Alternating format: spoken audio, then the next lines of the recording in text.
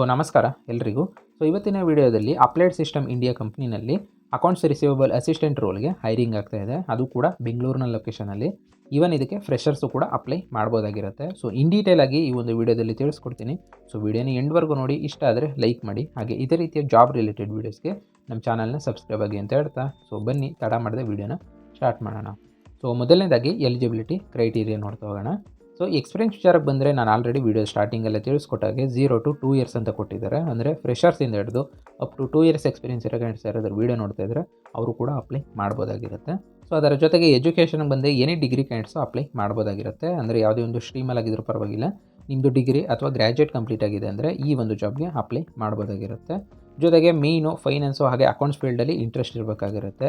ಹಾಗೆ ಅಕ್ಯುರೇಸಿ ಹಾಗೆ ಪೇಷನ್ಸು ಕೂಡ ಇರಬೇಕು ಅಂತ ಮೆನ್ಷನ್ ಮಾಡಿದ್ದಾರೆ ಅಂತಲೇ ಹೇಳ್ಬೋದು. ಇದಿಷ್ಟು ಎಲಿಜಿಬಿಲಿಟಿ ಕ್ರೈಟೀರಿಯಾ ಆಗಿರುತ್ತೆ.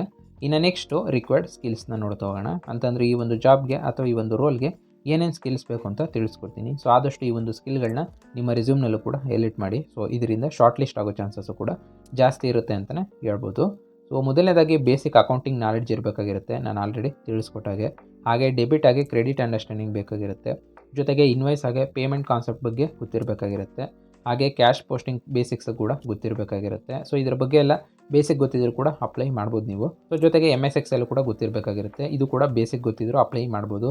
ಲೈಕ್ ಫಿಲ್ಟರ್ಸು, ಡಾಟಾ ಎಂಟ್ರಿ, ಫಾರ್ಮೆಟಿಂಗು, ಈ ಥರ ಬೇಸಿಕ್ ಗೊತ್ತಿದ್ರು ಅಪ್ಲೈ ಮಾಡ್ಬೋದು. ಹಾಗೆ MS Word ಹಾಗೆ ಆಫೀಸ್ ಟೂಲ್ಸ್ ಬಗ್ಗೆ ಗೊತ್ತಿರಬೇಕಾಗಿರುತ್ತೆ. ಜೊತೆಗೆ ಅಟೆನ್ಷನ್ ಟು ಡೀಟೇಲ್ ತುಂಬ ಇಂಪಾರ್ಟೆಂಟ್ ಆಗಿರುತ್ತೆ. ಹಾಗೆ ಗುಡ್ ಕೋಆರ್ಡಿನೇಷನ್ ಜೊತೆಗೆ ಗುಡ್ ಕಮ್ಯುನಿಕೇಷನ್ ಸ್ಕಿಲ್ಲು ಕೂಡ ಇಂಪಾರ್ಟೆಂಟು. ಹಾಗೆ ಪ್ರೊಸೆಸ್ ಫ್ಲೋ ಮಾಡೋಕ್ಕೆ ಡಿಸಿಪ್ಲಿನ್ ಆಗಿರಬೇಕಾಗಿರುತ್ತೆ. ಇದಿಷ್ಟು ರಿಕ್ವೈರ್ಡ್ ಸ್ಕಿಲ್ಸು. ಅಡ್ವಾನ್ಸ್ ಅಕೌಂಟಿಂಗ್ ಏನು ಬೇಕಾಗಿರೋದಿಲ್ಲ, ಬೇಸಿಕ್ ಸ್ಟ್ರಾಂಗ್ ಇದ್ರೂ ಕೂಡ ನೀವು ಅಪ್ಲೈ ಮಾಡ್ಬೋದು. ಇದಿಷ್ಟು ರಿಕ್ವೈರ್ಡ್ ಸ್ಕಿಲ್ಸ್ ಆಗಿರುತ್ತೆ. ಆದಷ್ಟು ಈ ಒಂದು ಸ್ಕಿಲ್ಗಳನ್ನ ನಿಮ್ಮ ರೆಸ್ಯೂಮ್ನಲ್ಲೂ ಕೂಡ ಹೈಲೈಟ್ ಮಾಡಿ. ಇನ್ನು ನೆಕ್ಸ್ಟು ವರ್ಕ್ನ ಡಿಸ್ಕ್ರಿಪ್ಷನ್ನ ನೋಡ್ತಾ ಹೋಗೋಣ. ಅಂತಂದರೆ ಈ ಒಂದು ರೋಲ್ನಲ್ಲಿ ನಿಮ್ಮ ಡೈಲಿ ರೆಸ್ಪಾನ್ಸಿಬಿಲಿಟಿ ಅಥವಾ ಡೈಲಿ ವರ್ಕು ಏನೇನಿರುತ್ತೆ ಅಂತ ತಿಳಿಸ್ಕೊಡ್ತೀನಿ. ಇದ್ರ ಬಗ್ಗೆ ಎಲ್ಲ ನಿಮ್ಗೆ ಯಾವುದೇ ರೀತಿಯ ನಾಲೆಡ್ಜ್ ಇಲ್ಲ ಅಂತಂದರೂ ಕೂಡ ನೀವೇನಾದರೂ ಫ್ರೆಷರ್ಸ್ ಇದ್ದೀರಾ ಅಂತಂದರೆ ನಿಮಗೆ ಟ್ರೈನಿಂಗ್ನ ಪ್ರೊವೈಡ್ ಮಾಡಿ. ಅದಾದ ನಂತರನೇ ನಿಮಗೆ ಈ ಒಂದು ರೆಸ್ಪಾನ್ಸಿಬಿಲಿಟಿ ಸಿಗ್ತಕ್ಕಂಥದ್ದು. ಜಸ್ಟ್ ನಿಮ್ಮ ಡೈಲಿ ರೆಸ್ಪಾನ್ಸಿಬಿಲಿಟಿ ಏನೇನಿರುತ್ತೆ ಅಂತ ತಿಳ್ಕೊಳ್ಳಿ. ಮೊದಲನೇದಾಗಿ ಡೈಲಿ ಕ್ಯಾಶ್ ರಿಸಿಪ್ಟ್ನ ಅಪ್ಡೇಟ್ ಮಾಡೋದಾಗಿರುತ್ತೆ. ಅಂತಂದರೆ ಚೆಕ್ಸ್ ಆಗಿರ್ಬೋದು, ACH ಪೇಮೆಂಟ್ಸ್ ಆಗಿರ್ಬೋದು, ಹಾಗೆ ವೈರ್ ಟ್ರಾನ್ಸ್ಫರ್ಸ್ ಆಗಿರ್ಬೋದು. ಇದರ ಬಗ್ಗೆ ಎಲ್ಲ ನೀವು ಅಪ್ಡೇಟ್ ಮಾಡಬೇಕಾಗಿರುತ್ತೆ. ಹಾಗೆ ಕ್ಯಾಶ್ ಪೋಸ್ಟಿಂಗ್ ಸಿಸ್ಟಮಲ್ಲಿ ಎಂಟರ್ ಮಾಡೋದು, ಜೊತೆಗೆ ಕಸ್ಟಮರ್ ಮಾಸ್ಟರ್ ಡಾಟಾನ ಮೇಂಟೈನ್ ಮಾಡೋದು. ಹಾಗೆ ಇನ್ವಾಯ್ಸ್ ರಿಲೇಟೆಡ್ ಡಾಕ್ಯುಮೆಂಟ್ಸ್ನ ಸಪೋರ್ಟ್ ಮಾಡೋದು. ಹಾಗೆ ಅನ್ಅಪ್ಲೈಡ್ ಕ್ಯಾಶ್ ಐಡೆಂಟಿಫೈ ಮಾಡಿ ಸೀನಿಯರ್ಸ್ಗೆ ಇನ್ಫಾರ್ಮ್ ಮಾಡೋದು.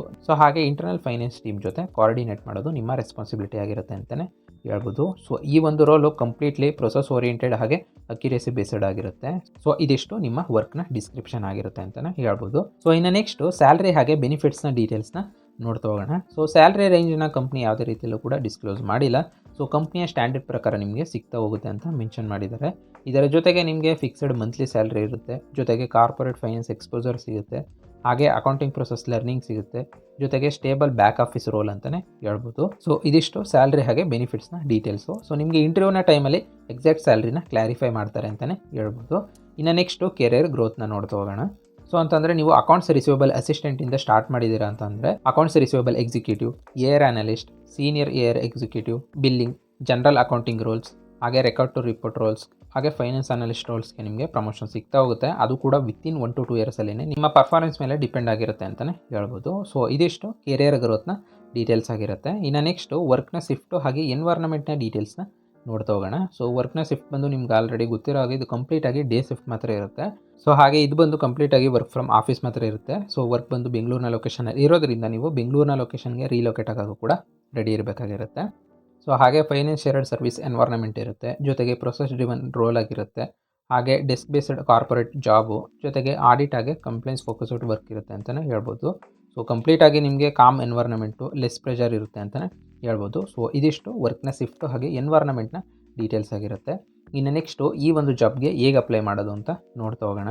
ಈ ಒಂದು ಜಾಬ್ಗೆ ಅಪ್ಲೈ ಮಾಡೋ ಪ್ರೊಸೆಸ್ಸು ತುಂಬಾ ಸಿಂಪಲ್ ಆಗಿದೆ. ನಾನು ನಿಮಗೆ ಡಿಸ್ಕ್ರಿಪ್ಷನಲ್ಲಿ ನನ್ನ ಟೆಲಿಗ್ರಾಮ್ ಚಾನಲ್ ಹಾಗೆ ವಾಟ್ಸಪ್ ಚಾನಲ್ದು ಲಿಂಕ್ನ ಕೊಟ್ಟಿರ್ತೀನಿ. ಎರಡರಲ್ಲಿ ಯಾವುದಕ್ಕೆ ಆದರೂ ಸರಿ ನೀವು ಜಾಯ್ನ್ ಆಗಿದ್ದೀರಾ ಅಂದರೆ ಈ ಒಂದು ಜಾಬ್ಗೆ ಅಪ್ಲೈ ಮಾಡೋ ಲಿಂಕ್ ಸಿಗುತ್ತೆ ಅಂತಲೇ ಹೇಳ್ಬೋದು. ಈವನ್ ನಾನು ನಿಮಗೆ ಸ್ಕ್ರೀನ್ ಮೇಲೂ ಕೂಡ ತೋರಿಸ್ತಾ ಇದ್ದೀನಿ. ಈ ಒಂದು ಲಿಂಕ್ನ ಕ್ಲಿಕ್ ಮಾಡಿಕೊಂಡ್ರೆ ಡೈರೆಕ್ಟ್ ಅಪ್ಲೈ ಮಾಡೋ ಪೇಜ್ಗೆ ಹೋಗ್ತೀರಾ. ಅಲ್ಲಿಂದ ಅಪ್ಲೈ ಮಾಡ್ಬೋದಾಗಿರುತ್ತೆ. ಜಸ್ಟ್ ನಿಮ್ಮ ರೆಸ್ಯೂಮ್ನ ಅಪ್ಡೇಟ್ ಮಾಡಿ ಇಟ್ಕೊಂಡಿರಬೇಕಾಗಿರುತ್ತೆ. ಅಂದರೆ ಈ ಒಂದು ಜಾಬ್ನ ಡಿಸ್ಕ್ರಿಪ್ಷನ್ ಏನಿದೆಯೋ ಅದಕ್ಕೆ ತಕ್ಕಾಗಿ ನಿಮ್ಮ ರೆಸ್ಯೂಮ್ನ ಅಪ್ಡೇಟ್ ಮಾಡ್ಕೊಳ್ಳಿ. ನಾನು ಏನೇನು ತಿಳಿಸ್ಕೊಟ್ಟಿದ್ದೀನಿ ರಿಕ್ವೈರ್ಡ್ ಸ್ಕಿಲ್ಸು, ಆದಷ್ಟು ಅದನ್ನು ಕೂಡ ಹೈಲೈಟ್ ಮಾಡಿ. ಸೊ ಆ ಥರ ಅಪ್ಡೇಟ್ ಮಾಡಿ ನೀವು ನಿಮ್ಮ ರೆಸ್ಯೂಮ್ನ ರೆಡಿ ಮಾಡಿ ಇಟ್ಕೊಂಡಿದ್ದೀರಾ ಅಂತಂದರೆ ಅಪ್ಲೈ ಮಾಡೋ ಸ್ಟೆಪ್ಸ್ನಲ್ಲಿ ರೆಸ್ಯೂಮ್ ಕೇಳ್ತಾರೆ. ಸೊ ರೆಸ್ಯೂಮ್ನ ಅಪ್ಲೋಡ್ ಮಾಡಿ. ಹಾಗೆ ಅಲ್ಲಿ ಏನೇನು ಡೀಟೇಲ್ಸ್ ಕೇಳಿರ್ತಾರೆ, ಅಕಾಡೆಮಿಕ್ ಡೀಟೇಲ್ಸ್ ಆಗಿರ್ಬೋದು ಅಥವಾ ಪರ್ಸನಲ್ ಡೀಟೇಲ್ಸ್ ಆಗಿರ್ಬೋದು, ಸೊ ಇದನ್ನೆಲ್ಲನೂ ಕೂಡ ನೀವು ಅಪ್ಲೈ ಮಾಡಬೇಕಾದ್ರೆ ಫಿಲ್ ಮಾಡಿ ಅಪ್ಲೈ ಮಾಡಿದ್ದೀರಾ ಅಂತ ಅಂದರೆ ಇದು ಕಂಪ್ಲೀಟಾಗಿ ಅಫಿಷಿಯಲ್ ಪೋರ್ಟಲ್ ಆಗಿರೋದ್ರಿಂದ ನಿಮಗೆ ಅಪ್ಲೈ ಮಾಡೋ ಸ್ಟೆಪ್ಸು ತುಂಬಾ ಈಸಿಯಾಗಿರುತ್ತೆ. ಸೊ ಅಪ್ಲೈ ಮಾಡಿದ ನಂತರ ನೀವೇನಾದರೂ ಶಾರ್ಟ್ ಲಿಸ್ಟ್ ಆದರೆ ನಿಮಗೆ ವಿತಿನ್ 2 ಡೇಸಲ್ಲೇ ಅವ್ರ ಕಡೆಯಿಂದ ರಿಪ್ಲೈ ಬರುತ್ತೆ ಅಂತಲೇ ಹೇಳ್ಬೋದು. ಸೊ ಇದಿಷ್ಟು ಓವರಾಲ್ ಆಗಿ ಈ ಒಂದು ಜಾಬ್ಗೆ ಅಪ್ಲೈ ಮಾಡೋ ಪ್ರೊಸೆಸ್ಸು. ಸೊ ಅಪ್ಲೈ ಮಾಡೋ ಸ್ಟೆಪ್ಸ್ನಲ್ಲಿ ಯಾವುದೇ ರೀತಿ ಡೌಟ್ಸ್ ಇತ್ತು ಅಂತಂದರೆ ಕಮೆಂಟ್ ಮಾಡಿ. ಇನ್ನು ನೆಕ್ಸ್ಟು ಇಂಟರ್ವ್ಯೂನ ಪ್ರೊಸೆಸ್ ನೋಡ್ತಾ ಹೋಗೋಣ. ಅಂತಂದರೆ ಇಂಟರ್ವ್ಯೂ ಯಾವ್ಯಾವ ರೌಂಡಲ್ಲಿ ನಡೆಯುತ್ತೆ ಅಂತ ತಿಳಿಸ್ಕೊಡ್ತೀನಿ. ಸೊ ಮೊದಲನೇ ರೌಂಡ್ ಬಂದು ನಿಮಗೆ ರೆಸ್ಯೂಮ್ ಶಾರ್ಟ್ ಲಿಸ್ಟಿಂಗ್ ಆಗುತ್ತೆ. ಸೊ ನೀವೇನಾದರೂ ಶಾರ್ಟ್ ಲಿಸ್ಟ್ ಆಗಿದ್ದೀರಾ ಅಂದರೆ ಸೆಕೆಂಡ್ ರೌಂಡು ನಿಮಗೆ ಅಕೌಂಟಿಂಗ್ ಬೇಸಿಕ್ಸ್ ಇಂಟರ್ವ್ಯೂ ನಡೆಯುತ್ತೆ. ಸೊ ಇಲ್ಲಿ ಇಯರ್ ಕಾನ್ಸೆಪ್ಟ್ಸು, ಹಾಗೆ ಡೆಬಿಟ್ ಹಾಗೆ ಕ್ರೆಡಿಟು, ಜೊತೆಗೆ ಕ್ಯಾಶ್ ಪೋಸ್ಟಿಂಗ್ ಸಿನೇರಿಯೋ ಕ್ವಶನ್ಸ್ನ ಕೇಳ್ತಾರೆ ಅಂತಲೇ ಹೇಳ್ಬೋದು. ಸೊ ಇದಾದ ನಂತರ ನಿಮಗೆ 3ನೇ ರೌಂಡು ಎಕ್ಸೆಲ್ ಬೇಸಿಕ್ ಡಿಸ್ಕಷನ್ ಆಗುತ್ತೆ. ನಂತರ 4ನೇ ರೌಂಡು HR ರೌಂಡ್ ಇರುತ್ತೆ. ಸೊ ಇಲ್ಲಿ ಕೆರಿಯರ್ ಗೋಲ್ಸು ಹಾಗೆ ಪ್ರೊಸೆಸ್ ಅಂಡರ್ಸ್ಟ್ಯಾಂಡಿಂಗ್ ಬಗ್ಗೆ ಚೆಕ್ ಮಾಡ್ತಾರೆ. ಇದಾದ ನಂತರ 5th ರೌಂಡಲ್ಲಿ ನಿಮಗೆ ಆಫರ್ ಡಿಸ್ಕಷನ್ ಆಗಿ ನಿಮಗೆ ಜಾಯ್ನಿಂಗ್ ಲೆಟರ್ನ ಪ್ರೊವೈಡ್ ಮಾಡ್ತಾರೆ ಅಂತಲೇ ಹೇಳ್ಬೋದು. ಸೊ ಇಲ್ಲಿ ಮೇಯ್ನು ಕಾನ್ಫಿಡೆನ್ಸ್ ಆಗಿ ಬೇಸಿಕ್ ಗೊತ್ತಿದೆ ಅಂದರೂ ಕೂಡ ನಿಮಗೆ ಸೆಲೆಕ್ಷನ್ ಚಾನ್ಸಸ್ಸು ಹೈ ಇರುತ್ತೆ ಅಂತಲೇ ಹೇಳ್ಬೋದು. ಸೊ ಇದಿಷ್ಟು ಇಂಟರ್ವ್ಯೂನ ಪ್ರೊಸೆಸ್ಸು. ಸೊ ಇಂಟರ್ವ್ಯೂಲ್ಲಿ ಕೇಳೋ ಕಾಮನ್ ಕ್ವಶನ್ಸ್ನ ಅಥವಾ ಸ್ಯಾಂಪಲ್ ಕ್ವಶನ್ಸ್ನ ನಾನು ನಿಮಗೆ ಸ್ಕ್ರೀನ್ ಮೇಲೂ ಕೂಡ ತೋರಿಸ್ತಾ ಇದ್ದೀನಿ. ಸೊ ಈ ಥರ ಕ್ವಶನ್ಸ್ಗೆ ನೀವು ಪ್ರಿಪೇರ್ ಆಗಿ ಹೋಗ್ಬೋದಾಗಿರುತ್ತೆ. ಈವನ್ ನಿಮಗೆ ಗೂಗಲಲ್ಲೂ ಕೂಡ ತುಂಬ ವೆಬ್ಸೈಟ್ಸ್ ಇದೆ.